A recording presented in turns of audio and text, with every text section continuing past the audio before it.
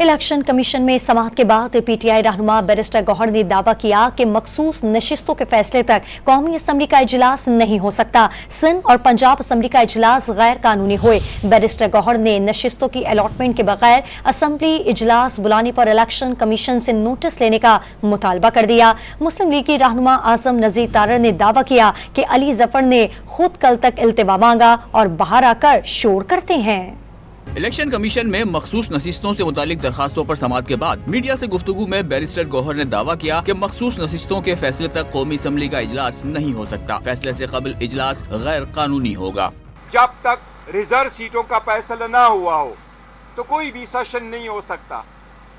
पंजाब का सेशन गैर कानूनी तरीके से हुआ। नेशनल असम्बली का सेशन अगर होगा वो भी गैर कानूनी तरीके से होगा। सारे मेंबरान के नोटिफिकेशन हो जाए उसके बाद असम्बली बुलाना लाजिम है।